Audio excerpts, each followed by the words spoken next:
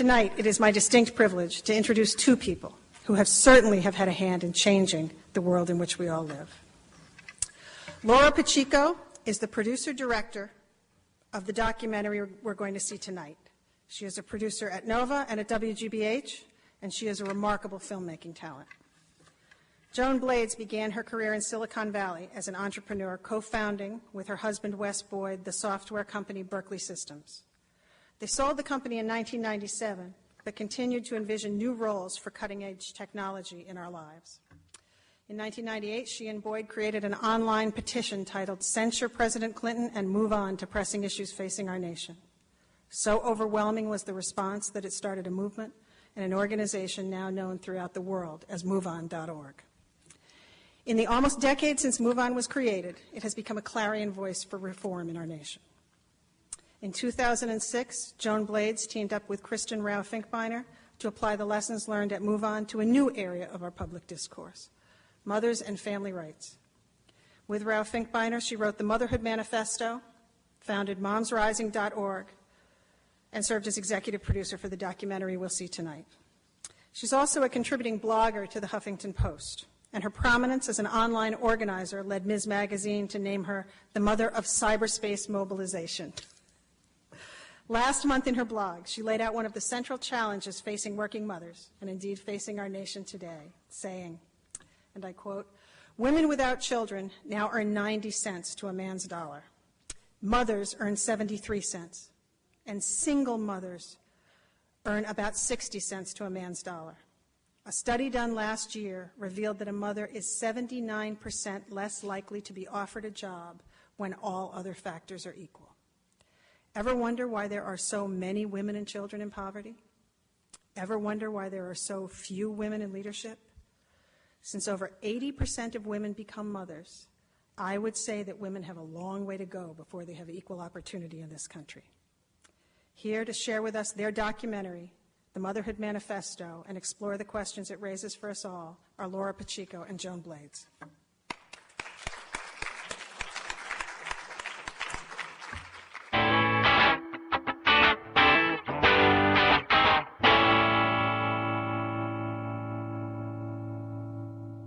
It's the Bev Betters Show! Hello, ladies. I'm Beverly Betters, but call me Bev. Seems every day I meet another struggling mother, and they ask me, how do you do it? Pulled yourself up from nothing, raising those perfect kids. You run a business, stay fit, and oh, that garden. Well, moms, you can do it too with the help of my new series called Mom Matters. Ready to be a better mother? Stay tuned. You guys hungry?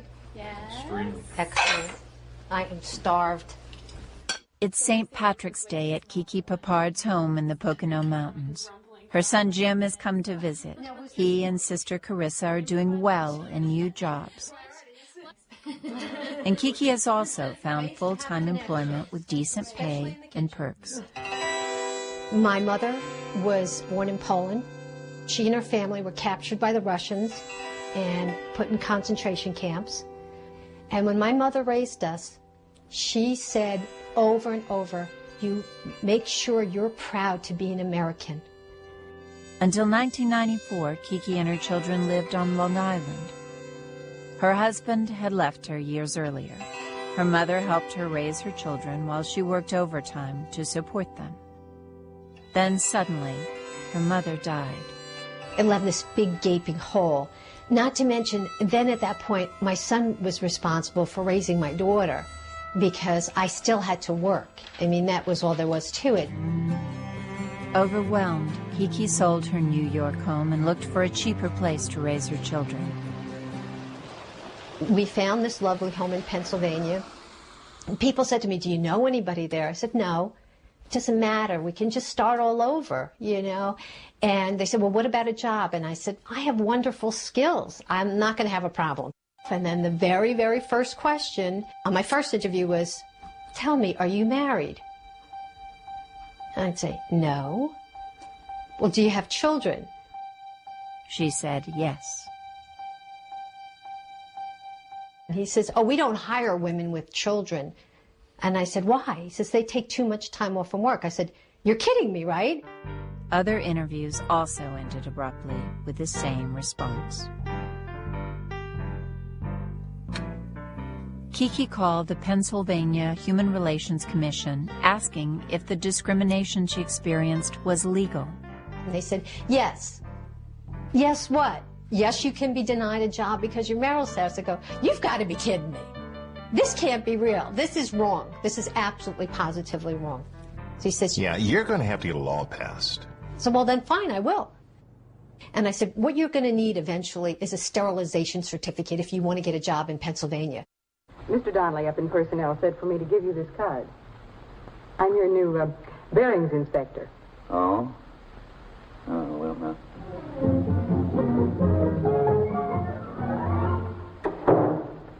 Well, Mr. Bradshaw, what's on your mind? Bearings inspector. She's a good one, too. Just look at that record. Okay, now, Walt, you've had your little joke.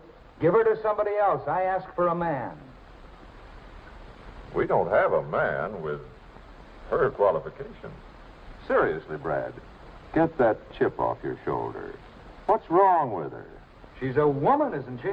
Now, wait a minute. But it's not just Pennsylvania. In most states, it's still legal to discriminate against mothers. A recent study found that mothers are only about half as likely to be hired as non-mothers with the same resume. And for the same skilled jobs, they are offered $11,000 less in annual starting pay. Today, women without children earn 90% of what men do.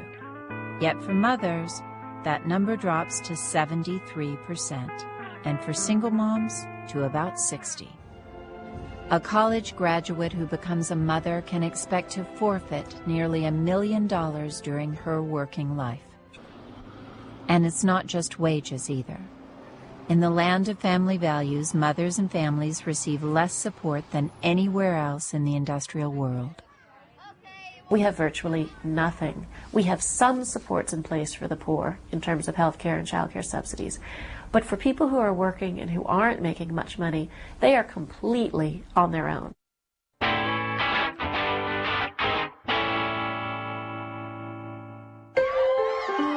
So you're a new mom with no maternity leave, yeah? Join the club, but don't join the whiner wagon. My new Inflado nanny with bonding formula means you can keep your job and know that all's snug back home. Till next time. Even a little support would have meant a lot to Selena Allen. When her second son Connor was born, Selena and her husband James were both working. Their son Anthony was in daycare. They were officially middle class, but finances were tight. You can't get decent housing and have a decent life on one income. We rent a house. We don't drive fancy new cars. We don't do anything luxurious. We're just trying to make ends meet. Her employer, a struggling nonprofit, had no money to provide paid maternity leave. Still, Selena planned to take a month off work after giving birth. Then Connor arrived 6 weeks premature and was rushed to intensive care. No one knew how long he'd have to stay there. There was no way that I could take any additional leave. And we decided the best thing we could do is to spend the 1 month with Connor when he's home with us.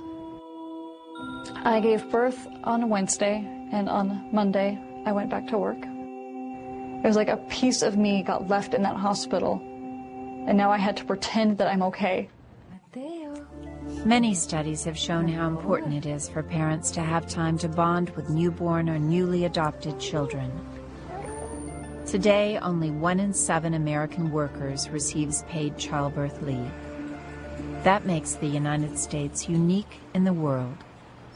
When families move from many European countries to the United States, they're stunned at how little we have. We are, as the wealthiest country in the world, at the bottom of the totem pole in terms of family leave and maternity leave policies. The U.S.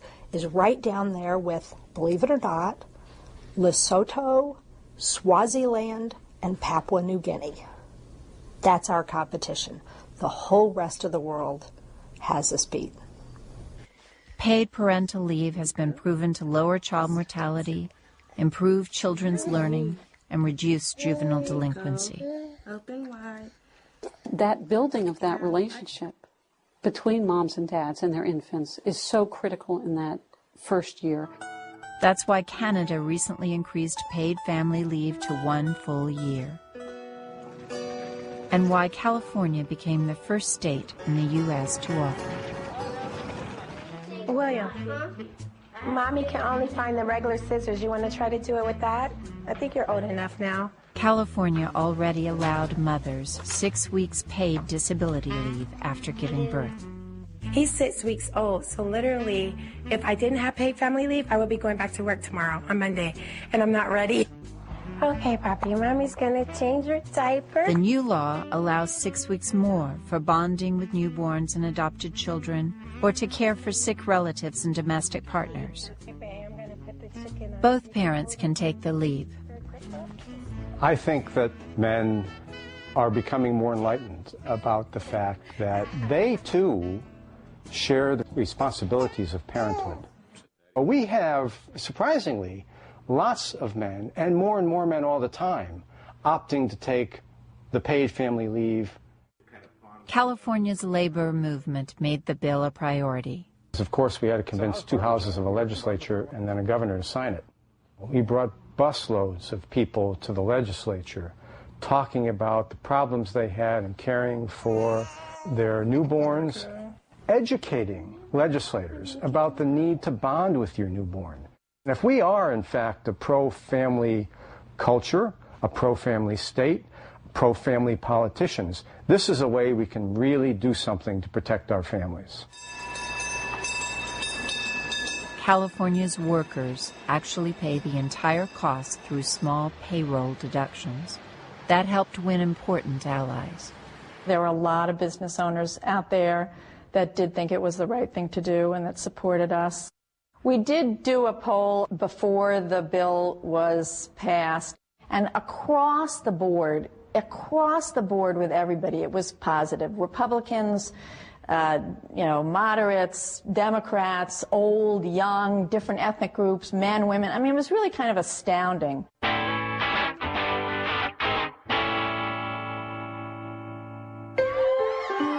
Moms are always whining about getting trapped at the office.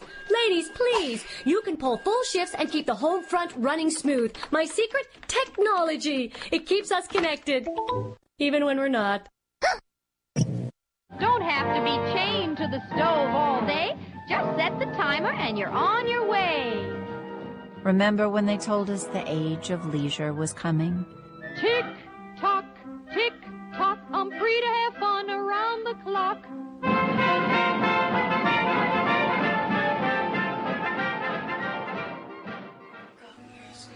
But Selena Allen can't imagine a free moment. Like 1 in 3 American workers with small children, hers is a tag team marriage.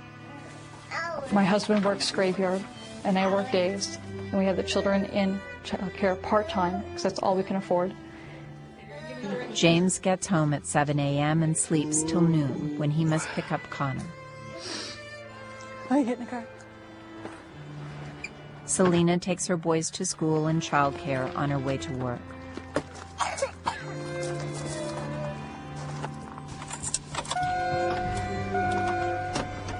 I usually get home somewhere between 5:30 and 6:30, depending on what my workload's like. As soon as I walk in the door, James goes to sleep and tries to catch an evening nap.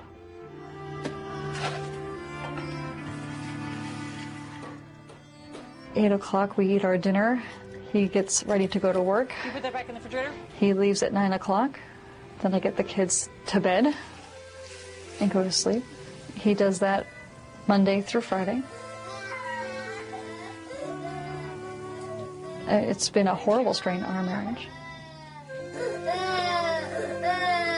You eat your dinner? Not all working mothers have a schedule like Selena's. Anthony. But the #1 reason highly trained women give for leaving the workforce is lack of family time. By a 3-2 margin, women call flexibility more important than earning a lot of money. Be careful up there, Dev. Monique and Dave Tilford work for an organization that understands those priorities. Ellie's doing such a good job. When their 2 children were born, both Dave and Monique received time off with pay. Her supervisor told her she could trim her work week to 3 days without losing benefits. Dave got the same offer. I can get faster.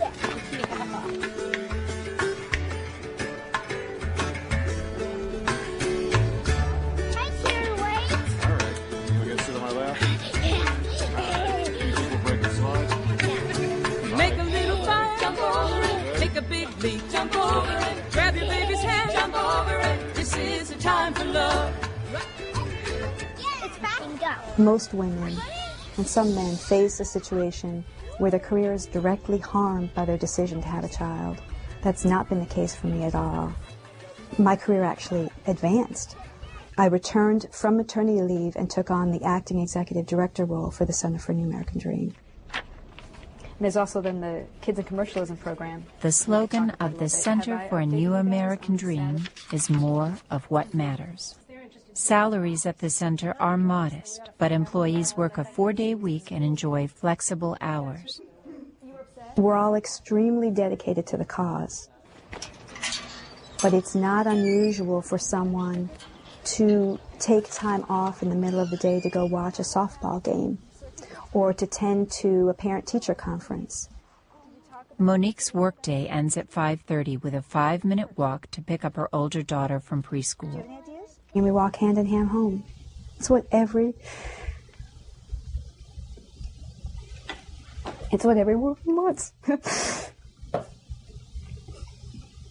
I love you. I love you. I was lucky to piece together this life for myself, but millions of American women don't have this opportunity.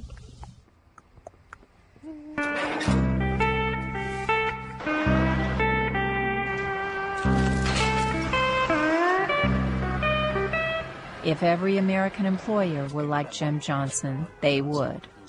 I'd want my daughters to have every opportunity that my son would have. They should still be able to have both a family and a meaningful career.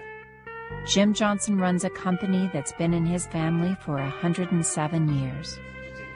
A few years ago, he heard Professor Joan Williams speak about the special problems women face at work.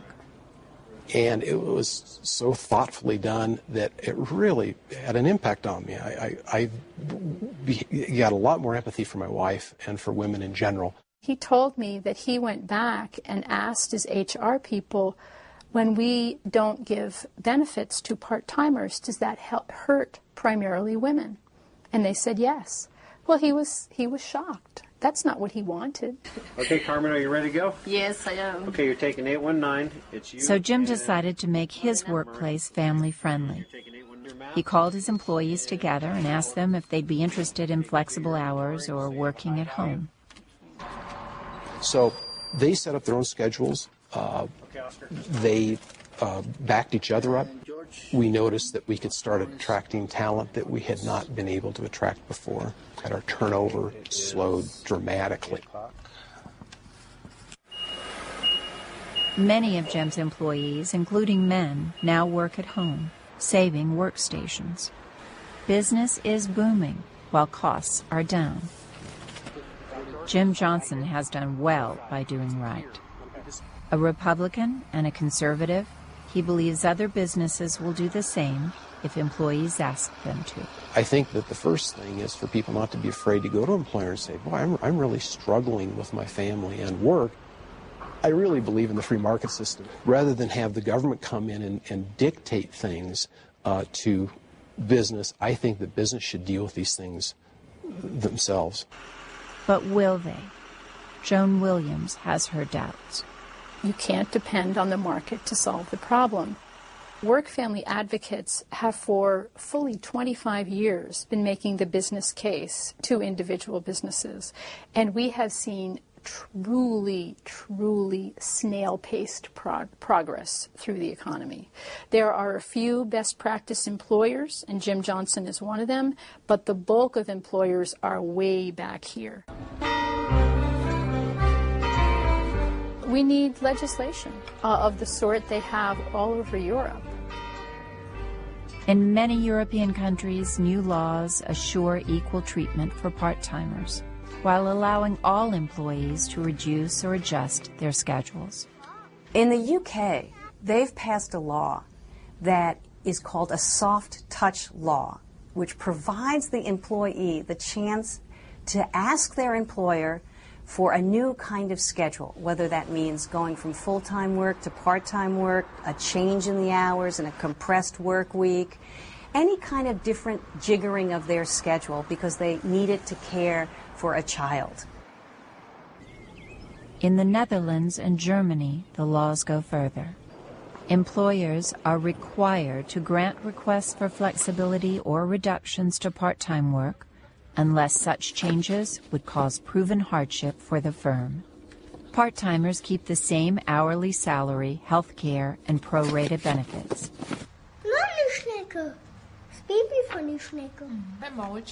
Europeans know such policies help retain employees with family obligations. If you are going to maintain global competitiveness, can you simply throw out the door the skills of roughly half your population? Answer no. You know, there's a myth, and the myth is that if we offer workers the flexibility that they need to manage their days and provide work leave that they need to take care of their family members, our global competitiveness will sink. Well, the truth of the matter is that 3 of the top 4 most globally competitive nations also have the most family-friendly policies.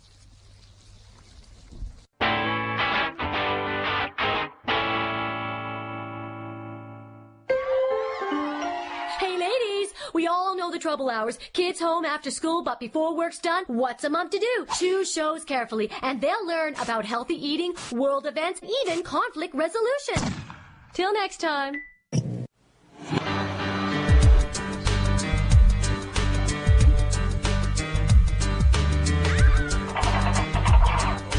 There's been another sweeping revolution that has changed family life immensely.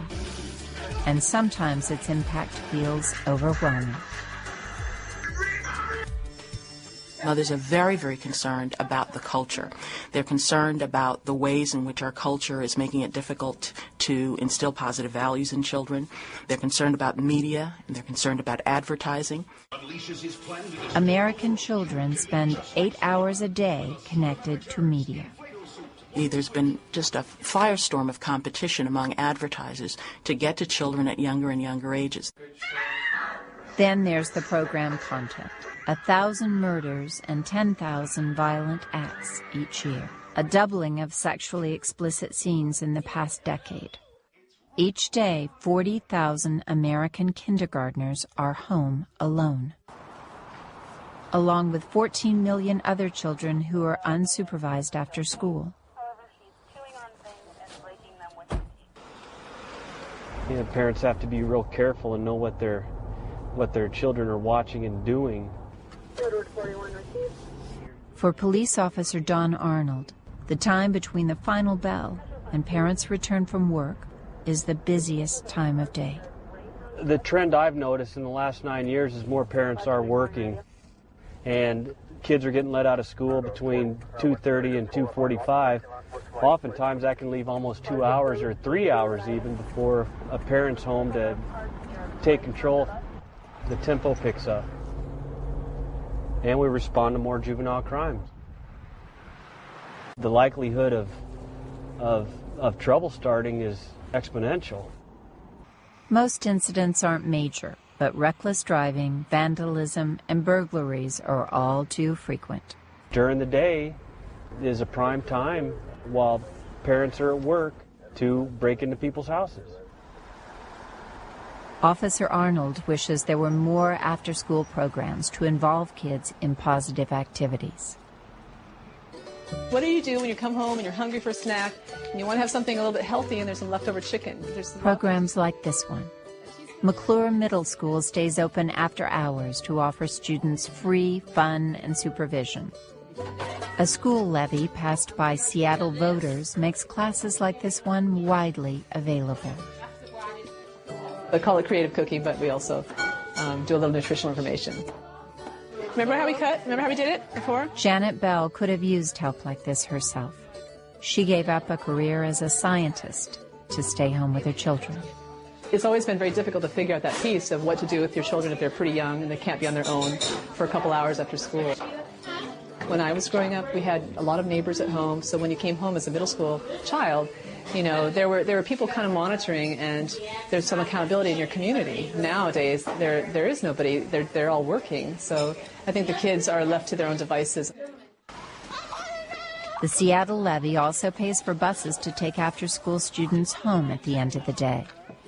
These programs are effective. Each dollar spent on them brings back up to $13 in educational improvements and reduced delinquency.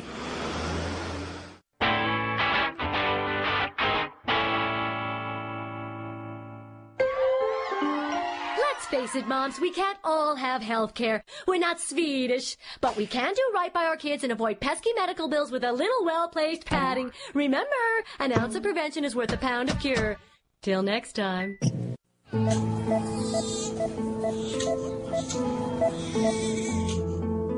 Just pray your child doesn't get really sick. That's what many American mothers say. Sharon Dorset knows why.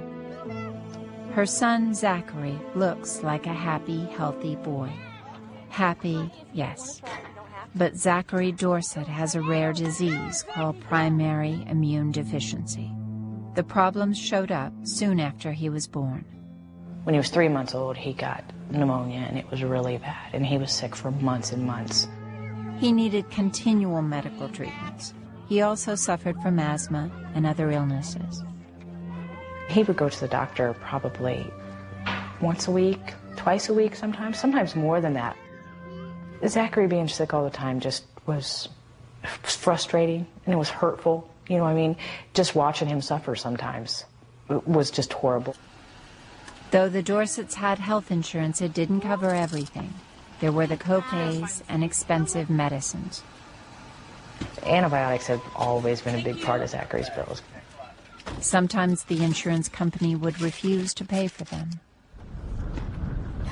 They would say, he's been on him too much. We won't cover him. Medical bills started scaring us probably when he was 2.5. His expenses are what most people pay for, you know, a car or a house sometimes. Each year, the Dorsets must pay between $10,000 and $20,000 for Zachary's treatment and medicines. About a year and a half ago, he was real sick. He'd had a sinus infection probably for about 6 months. They stretched their credit cards to the limit and refinanced their home, but were not able to keep up with the bills, even though Zachary's father works 70-hour weeks. He would just work more and more and more and more and hope that it would make a difference. There's nothing that would stop either one of us from making Zachary better, whatever we had to do. But eventually they were forced to file for bankruptcy. A New York Times story helped the Dorsets keep their home, but life is still a struggle. And recently they learned that Zachary's sister has the same disease. I think people need to understand that they're not any different than me. They're just one accident away from living the same kind of life that I'm living. I think it's just really important that people come together. We all have a voice. And, you know, when it comes time to where, you know, hopefully the government will talk a lot more about universal health care, we all need to use our voice.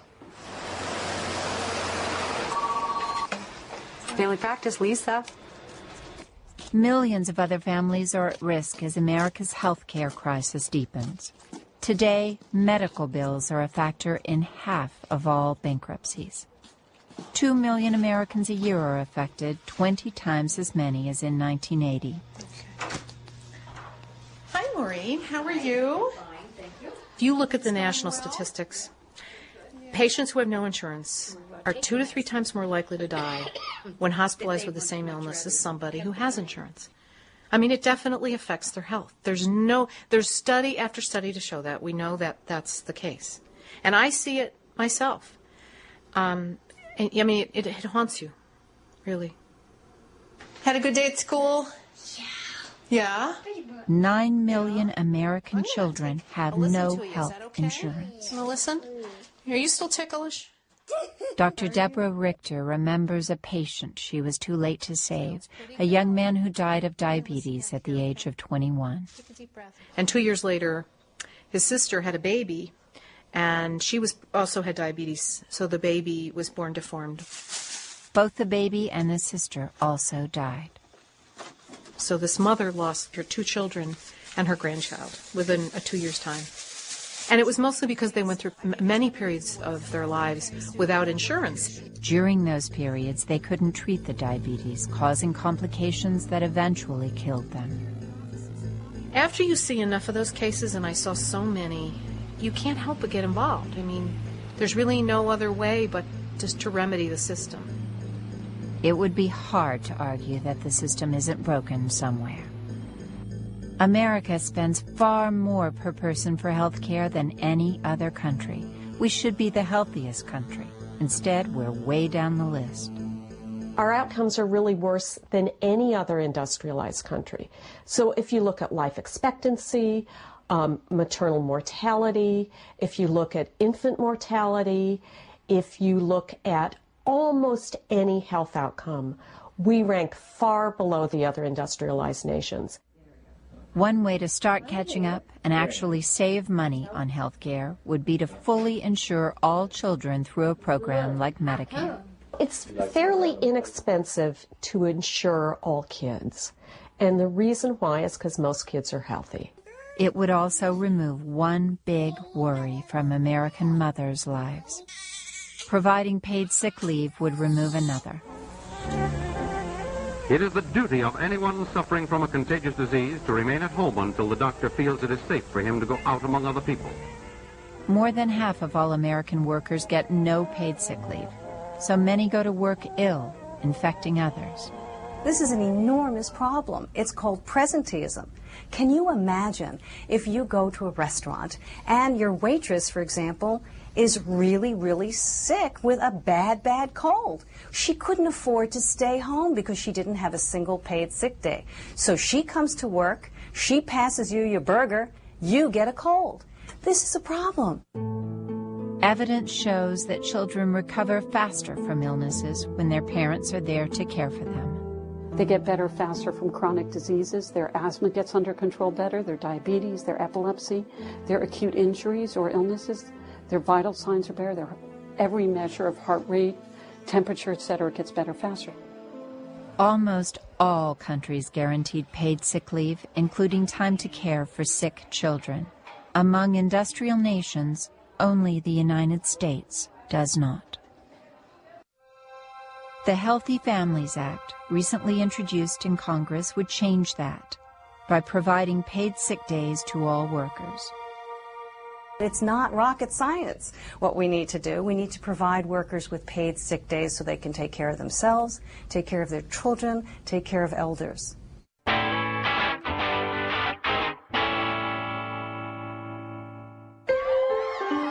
Ladies, I just got an email from a mom complaining about her little Johnny's daycare.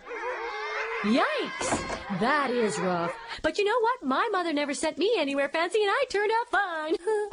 Oh! But come with me, it's a summer night so lovely. How can you be talking and sleeping and dreaming? You should be laughing and scheming. Come along, maybe I will sing you a moon song. Not just any moon, it's a rare moon. It's the banana moon. Who can raise their hand and tell us what month it is? Iris. March. It's March. Can we all say March? There's no question that high-quality childcare can make a big difference in children's lives. This is just an incredibly important time. The brain is growing at its fastest rate. How well a 5-year-old is prepared for elementary school accounts for nearly half of how well they do in high school. But childcare like this costs more than $1,000 a month. Even the average cost of childcare is higher than the tuition at a typical state university. Despite the cost, few centers offer truly high-quality care, and some provide care so poor it is actually harmful to children. Automation enters the nursery in this playful prediction from Budapest. One nurse at a central control panel will be able to manage a whole brigade of babies, and the tykes will spend happily antiseptic infancies untouched by human hands. They'll even be tucked into their cribs by remote control. We're not this miserly, not yet.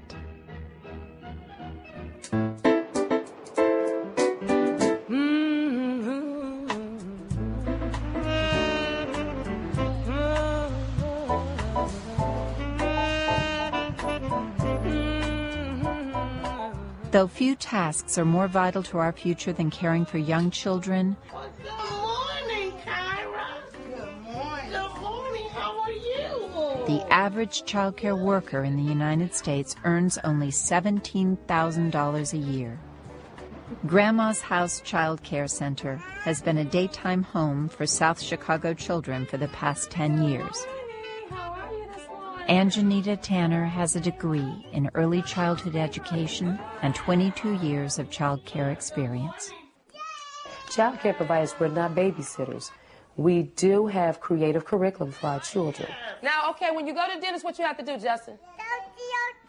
Okay. As a child care provider, you're not just providing care. You are a doctor, you're a nurse, you're a teacher, you are a lawyer, you're a psychiatrist, you're a psychologist, you're a dry cleaner. I mean, you wear so many hats. Anjanita tries to keep costs down, knowing the parents she serves can't pay much. Now, we're talking about poverty parents in these neighborhoods. They can't go to the expensive places. Some of them are like $300 a week. They can't afford that. Some of them don't make $300 a week. The state of Illinois helps to subsidize childcare for the poor, but Anjanita Tanner receives only about $20 per child per day. Parents are supposed to make additional co-payments, but often cannot afford to. We don't get that part because the parents can't provide that. They have low-paying jobs and they can't pay their co-pay. I had like one parent, she just slid down the wall and just started crying. She said, you know what, I can't pay for child care. Many parents bring sick children to the center. Because they have to work. Most of them can't take off. They don't have those days. And in 1 week, you can have everybody coughing and sneezing. It happens all the time. Including Anjanita. Who else besides child care providers are at such a high risk for getting sick all the time? But most child care workers can't even afford health insurance. Like other providers, Anjanita has struggled continually to turn a modest profit and keep her doors open. At first, she felt powerless to improve her situation. You don't have anybody, to talk to. Everyone that you're talking to is 2 feet high. No one knew that my savings was dwindling, that it was like I wasn't even paying my whole phone bill. Things started to change when Anjanita joined a union of home child care providers. She has become a leader, joining other child care workers to lobby and testify at the state capitol. Whatever it takes to educate this legislator, I'm there to do. If I got to rally, if I got to picket, if I got to speak, I'm going to keep doing it, with every breath in my body, because this is not just something I'm doing. This is my life. In many other countries, high-quality child care is readily available at minimum cost to parents. Providers are certified for their professional skills and well compensated. Something like that almost happened in the United States. We passed a wonderful child care bill a few decades ago. It was one of the best that's ever been written. It passed the U.S. House. It passed the Senate. It was vetoed by Richard Nixon. But we were that close to universal child care. And there's no reason that we can't do it again.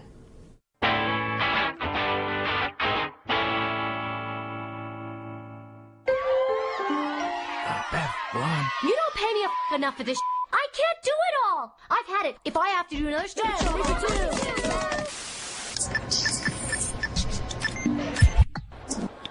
The United States is the richest nation on earth. Yet among all industrial countries, we have the highest percentage of poor people.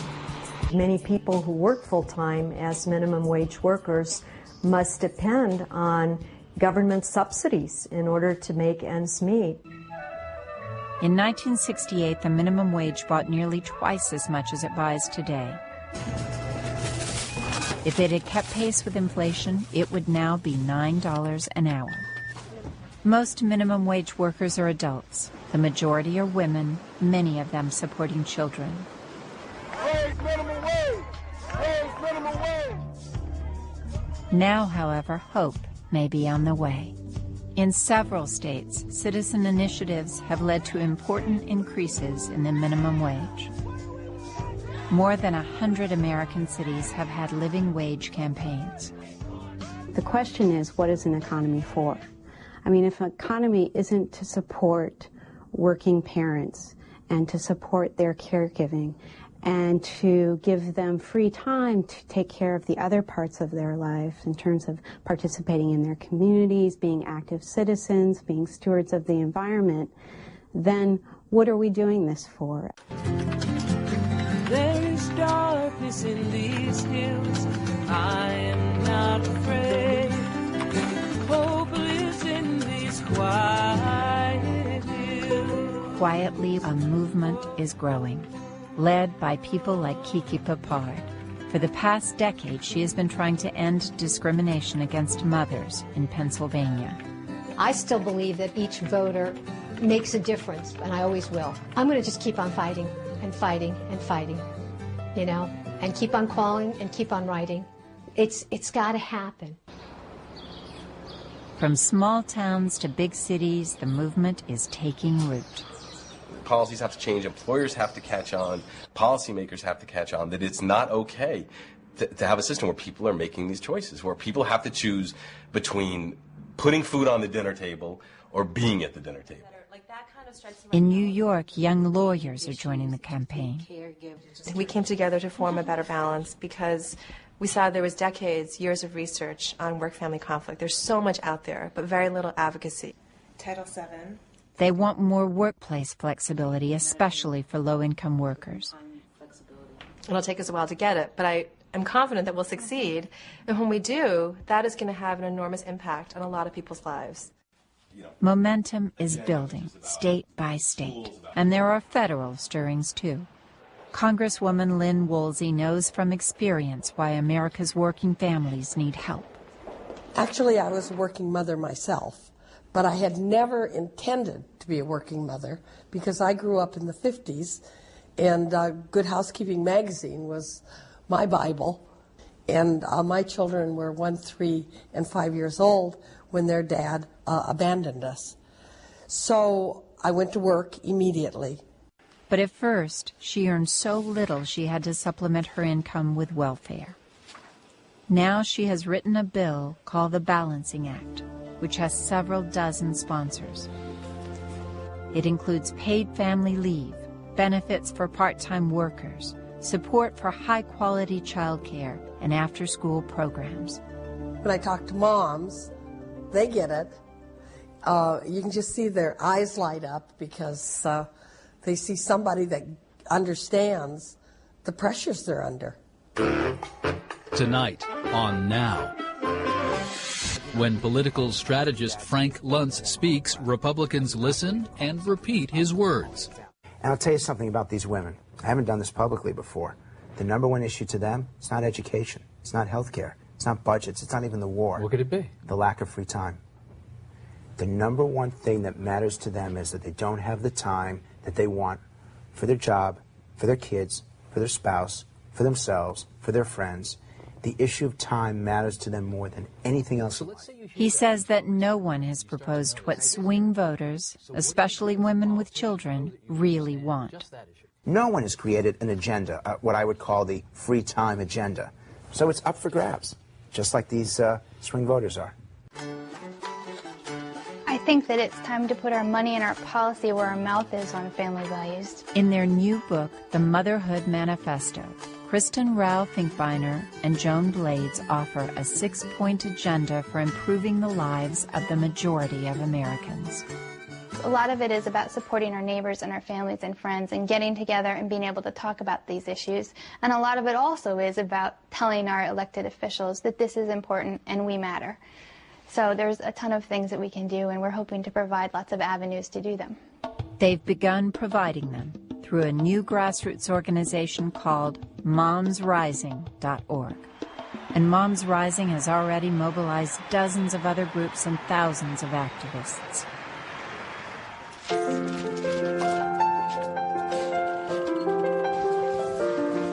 Whoever represents you in the government, let them know how important these issues are to you and that you vote accordingly. It's time to take the long view. We're all in this together because we all have mothers. Won't we support their efforts to care for their children simply because it's good for our country and it's the right thing to do? Doesn't every mother and child deserve the best America can offer? All of us want to have time with our children. We all want to have a life that is fulfilled, and we all want to have recognition for the important work that we do. We're all on the same side here, and we're finally starting to work together.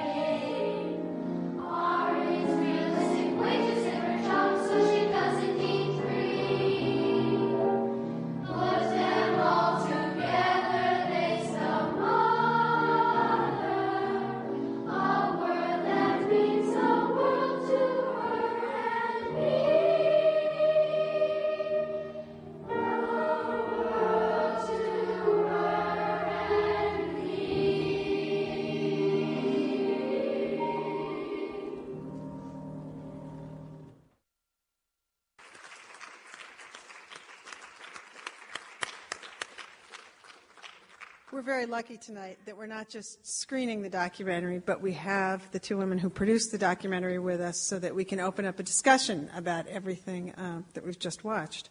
I want to give them each a chance to make a few remarks, and then we will open it up to questions and comments from the audience.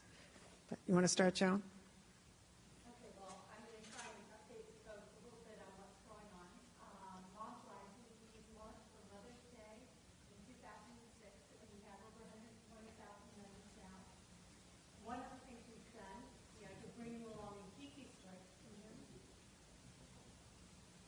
Ah, that's it. Okay. Did you hear anything I said? Oh, I hear them shaking their head up at the... Okay, so to catch you up on the story, Moms Rising was launched for Mother's Day 2006, and we have over 120,000 members already, which is fabulous. And to catch you up on Kiki's story, just this month, a couple of weeks ago, there was a major event presentation of petition signatures at the Pennsylvania Capitol with Pennsylvania Now, Moms Rising members, a coalition of groups. There's a onesie display up, which is something that Moms Rising members in Washington State determined was a good way to express our motherness, and all the people that aren't there too. We had mothers in Washington State's with dads and kids making decorated onesies for paid family leave in Washington State. And we did pass paid family leave in Washington State this year also, which is kind of amazing to have done that in a year's time with the help of our policy partner, the Economic Opportunity Institute. And So we're now hoping that Kiki's bill will pass this year. We're kind of holding our seats and waiting on that. But she's working with this fabulous group of women in Pennsylvania now, which is very exciting.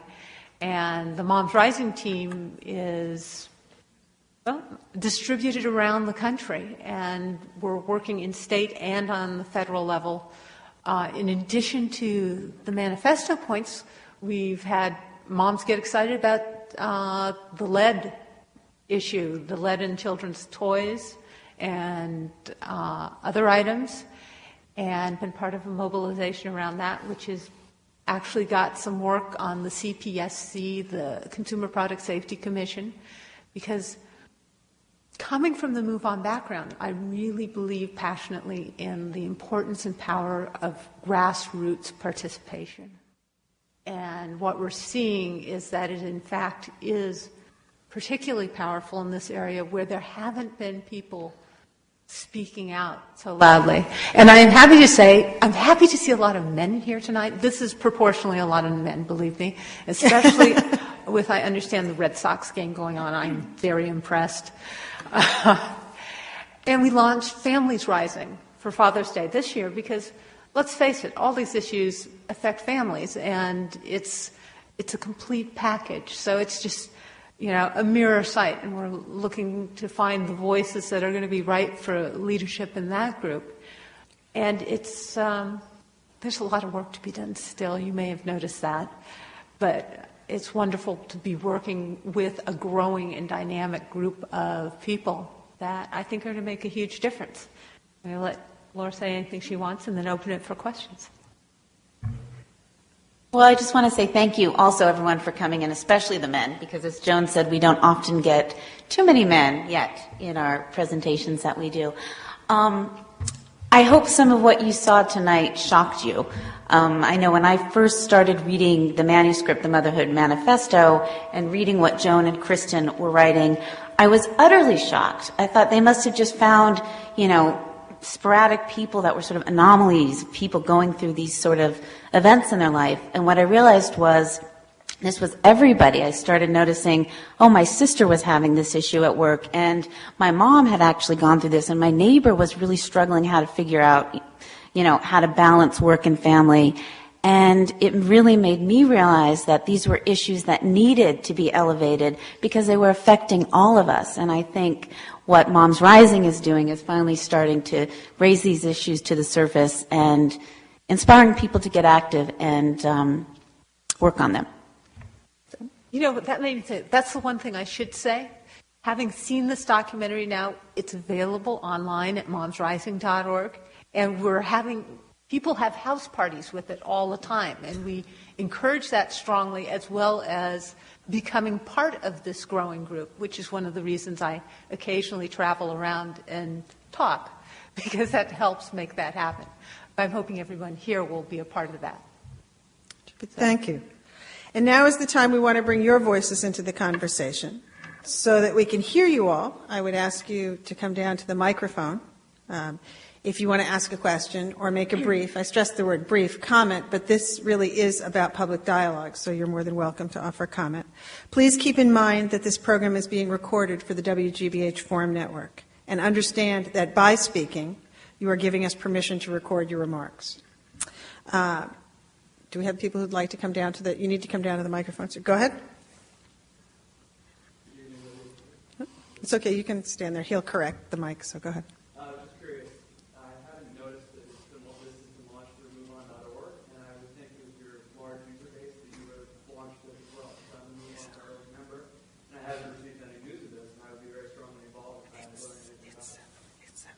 That's great to hear. Actually, Move On has done 2 outreaches about Moms Rising. One when it launched for Mother's Day, because it would be kind of odd as founder for Move On to not even mention that there was such a compatible organization coming up.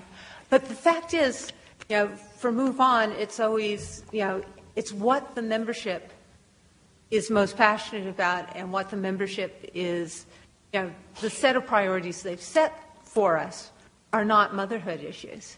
And so we've been working together on the SCHIP Children's Health Insurance recently. That's been a very broad coalition. It's been very cool to be working with both organizations. But so there was the announcement originally for Mother's Day, and then this most recent Mother's Day, we actually sent an outreach out that offered a free DVD of the Motherhood Manifesto. So those are the 2 times that Move On, let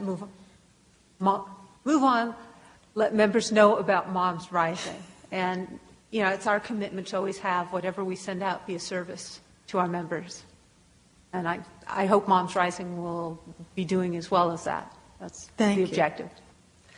We're going to take the next question up here. We moved the mic just to...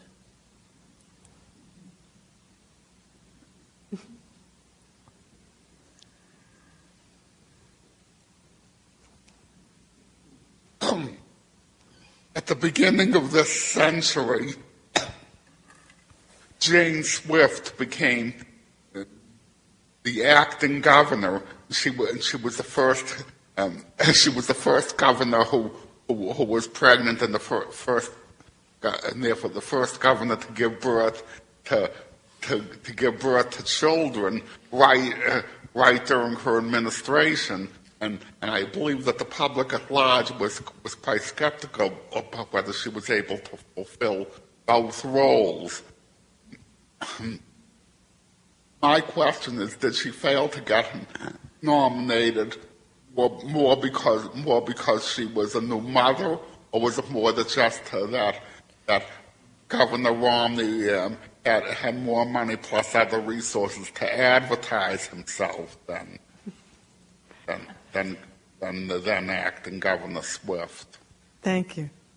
I can't honestly answer that question because I don't know about those particular politics. I am very glad to see women in politics, and mothers in particular, because we need diverse voices in politics, and I particularly want to see mothers in politics and leadership in all sorts of roles, in business too, because they bring a very important perspective, and one that in fact reflects a large part of the population. We want those voices. Next question. Come on down. People can also move down if they know they want to ask a question into the front rows, just so we don't have quite the lag time. Although you're allowed to wait in your seat too. Go ahead. Right. I'm curious about this issue that every movement has of choosing how broad to make the issue, because the broader it is, the harder it is to get as many people involved. But, I mean, with something like this, everything is so interrelated, none of it makes sense without the rest. And so, and there was even a big piece that strikes me that I didn't see was housing, which is probably strikes me so strongly because I've been volunteering for a number of years with an organization that serves homeless families. So I see how the health care affects the housing, the work, family, all of that stuff. So I'm wondering how you think about where to put the borders of what to address. Very, very good challenge. You're really not supposed to have more than 3 things that you have to say. And so we did mother to stretch it out, and we put an S on it even recently for the paid sick days. Because, we'll go for an acronym to cover. Bottom line, it is also intimately intertwined. It's about being able to take care of your children. And it starts when they're born, and then you need to have work that allows you to do it, and you need to have programs, childcare that's quality, and after-school programs, and a wage that allows you, and sick days, all those things you need. But like Move On, as this membership grows, we're getting a lot of input. And so that's the other part of the equation. Our job is to really listen to our membership and then particularly try and move those issues where there's the greatest passion. Because, to be honest, that's how you do, most successful online organizing. So, for example, last year when there was a woman that was kicked off a Delta flight because she was breastfeeding, Moms Rising, we started getting a bunch of messages, and we said, okay, we can do this. Sent out an outreach on, making it possible, making sure that women that are breastfeeding on Delta flights are not kicked off.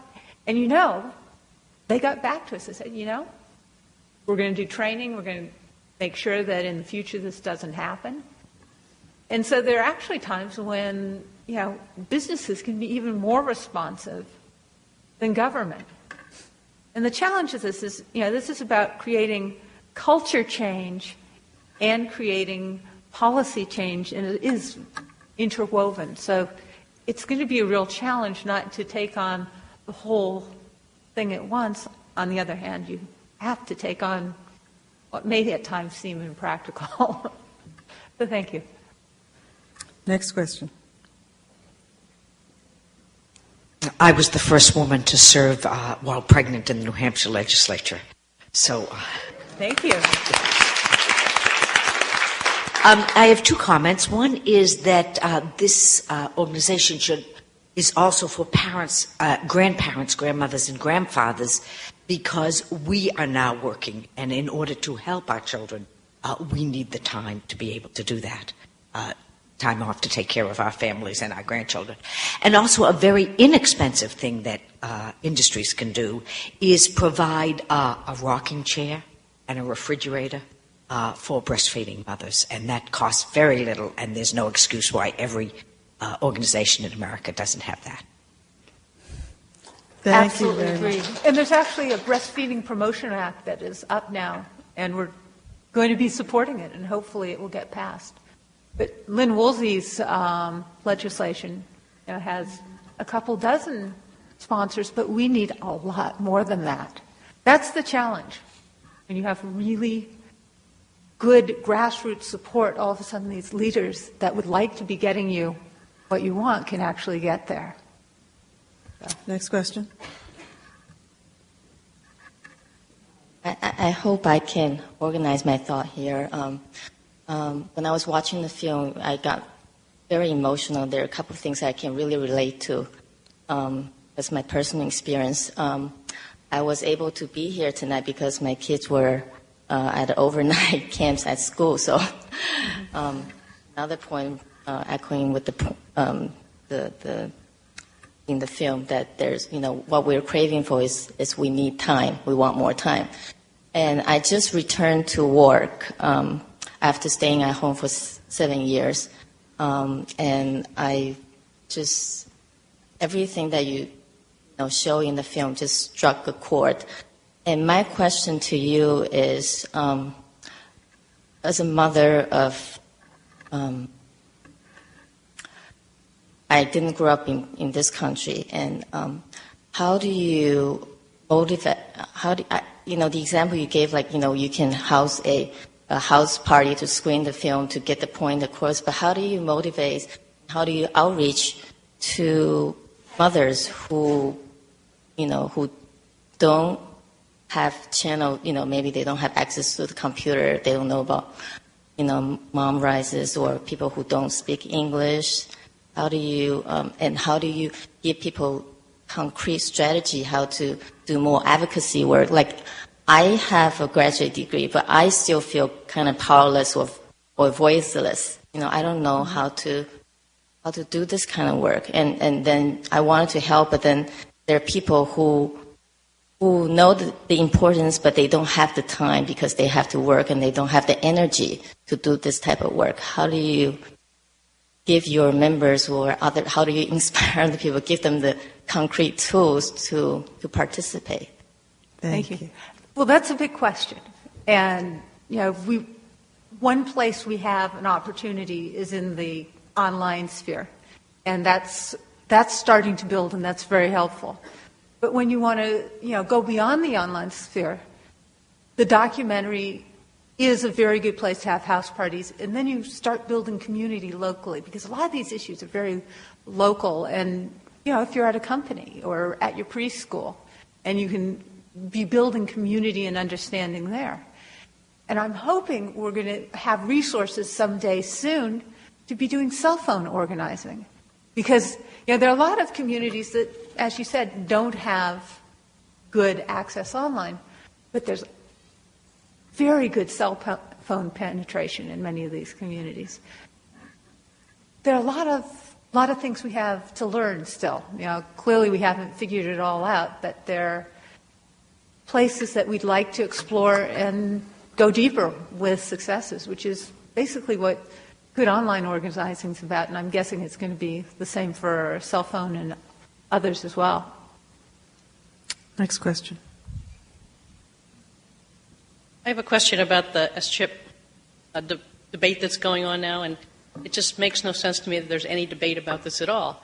And I wonder how in this country we can make really any changes when it seems like the federal government is stopping every sort of progressive and helpful thing that we can do. Do you have any suggestions about what we could or should be doing about this S-chip problem and just getting our kids covered with health insurance?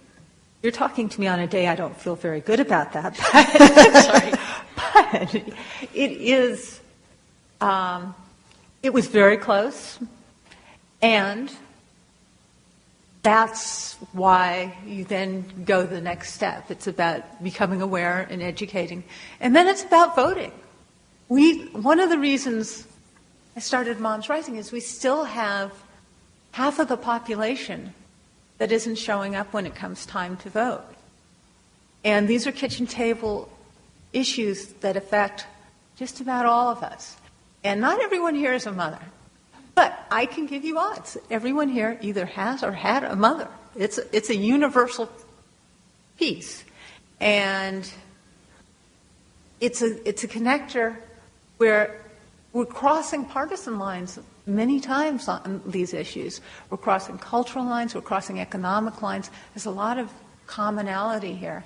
And we have to start making those connections, because on health care, on environmental issues, we're going to have to start working effectively, which means it's going to have to be some bridges built and some real movement, because we can't afford this gridlock. It is kind of horrifying that we still have 9 million children uninsured, and it's time to stop that as soon as possible. I'm going to take the moderator's prerogative and ask a question, because with someone who's produced a documentary which is being distributed on the web and on DVD, and with someone who's done online organizing, can you both talk a little bit about how the new technologies have changed the way grassroots organizing is done? Because this certainly is not our great-grandmother's suffrage movement.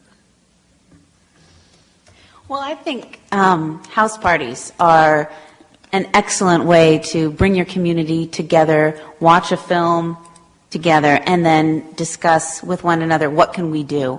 I know when I started making films, we would watch them on television and then we'd all go our separate ways. And I think the house parties now are just an excellent way to get the energy in the room and keep it in the room and then move it outside of the room. So my vote for house parties. Yes, we haven't done nearly enough of those yet.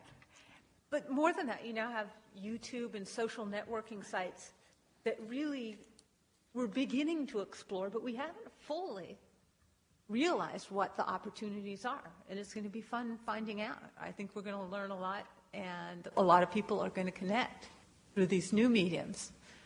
And that's going to be an exploration that will go on. Thank you. Oops.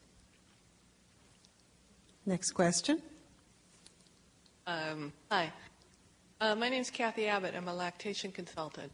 And I'm sorry to say I missed the very beginning of your film, because it was that, dinner on the table type of thing. But I wanted to say, last year I had an opportunity to go to Scandinavia, visit hospitals over there, what they call the baby-friendly hospitals, which we only have one in Massachusetts, to get breastfeeding off to the best start possible. And the changes there were so simple. And again, I don't know if this was covered in the film or not. But I put together a presentation about it that I've since shown to people. And go over, they ask, well, why? Why is it so much easier there? And the thing it keeps coming down to is that the mothers stay home with their babies. They're longer. And it's just kind of a given that they're not going to give up breastfeeding until they go back to work. The longer they can stay home, the longer it goes. Right now in this country, the insurance companies are spending something like $3.6 billion a year on diseases that could have been prevented by breastfeeding. But on the other side of that, when you look at how it's structured and how it's paid for, I also show them in my presentation that these same Scandinavian countries that have these great maternity, and paid maternity and paternity leave and so forth, they also pay very high taxes. We pay a very low amount for ours, something like 15%. They pay around 40% of their dollar goes to tax to provide those services. And that's when I find we lose people, like when you give them that piece. And I'm kind of concerned that I didn't see it mentioned in the film. Well, one of the interesting things about a lot of these issues is if you do the math, you actually find you save money by providing after-school programs. And I give you odds that on the lactation issue, you might well save money also because of preventing these diseases. Because if you are a mother that has to go right back to work at a low-wage job, your chance of being able to breastfeed is tiny. It really is not something that's accommodated. Joan Williams wrote an article last year, One Sick Child Away from Losing Your Job. Low-wage workers are very much like tissues that are disposable.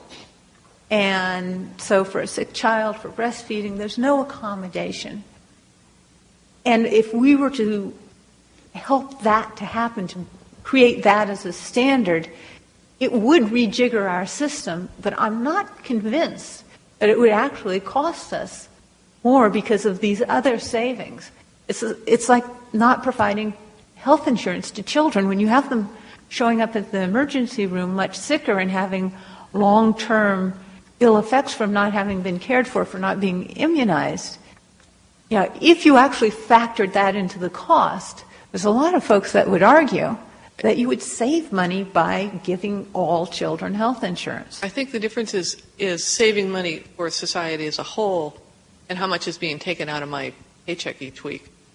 People can't, when they start looking at it on the personal level, well, I don't want to pay that much in taxes, but yes, we, as a country, would save a lot of money, but people don't seem to make that tie when you're at it. Well, the healthcare costs we're experiencing, these ever-escalating healthcare costs, are very much associated with the lack of healthcare insurance because the hospitals are charging, twice as much.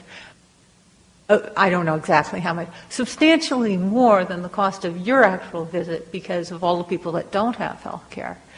So, is it coming from your health care bill or is it coming from taxes? I'd have to ask the question, especially on the health care front. We're spending more per capita than any other country in the world by a long shot. We're not in the top 10 in terms of our outcomes. We're not in the top 20 in terms of our outcomes. For longevity, I believe we're 27th worldwide, and for child mortality, 37th. Now, I happen to, believe in the data, and the data tells me that there are many countries out there that actually know how to do this, and I find it jaw-dropping that as a nation we have chosen to cover our eyes and cover our ears and not see that there are systems that are working in providing, obviously, better services to their population. And, the sad thing is that because we are so tied into the system we have, and there are undercurrents of power that are swinging us, yet another reason why we need deep, broad citizen engagement. What do you mean by undercurrents of power? Well, I have this sense that corporate power is rather substantial in the decisions that are made policy-wise in our country. If you look where the dollars go and come from, there's definitely some influence there. It's not... Follow the money. Yes, follow the money. Clean elections would be a very, very good thing for us. I think we'd save a lot of money. Thank you for your question. Do we have another question? Did I see you waiting? Before you start, I have to mention, I think we have the youngest audience member up in the back, and I'm thrilled to see that.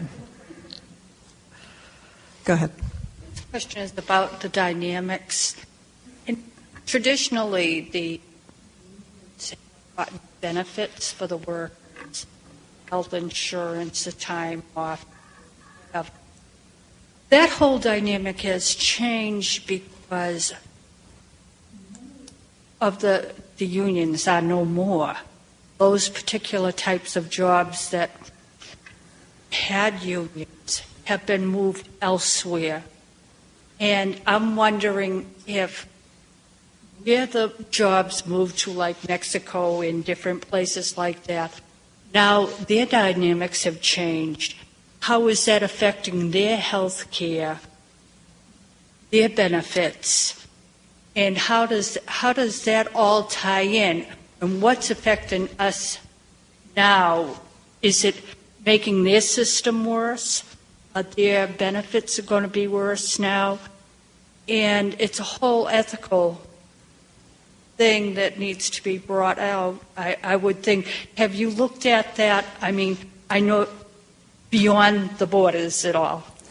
To be really honest, I don't have expertise that goes beyond the borders on healthcare, other than to know that we're not in the top 10 or 20 and barely in the top 30 for healthcare.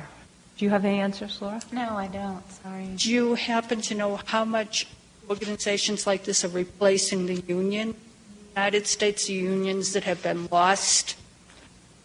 Well, I don't feel like a number of unions are member-aligned organizations with Moms Rising. And Moms Rising has about 85 aligned organizations now, and that includes unions, mothers' organizations, women's organizations, child advocacy, faith community, healthcare, social justice. Very broad, because as was mentioned, this does cover a lot of different areas. I don't think this is a replacement so much as another citizen voice, and hopefully a very rapidly expanding citizen voice, because it's trying to be available to allow people to participate at whatever level they're able to. I mean, if all you can do is sign a petition or send off a letter, that's great. And if you can go deeper, that's wonderful too. Thank you. And it's time to conclude our program. Please join me in thanking our guests, Joan Blades and Laura Pacheco.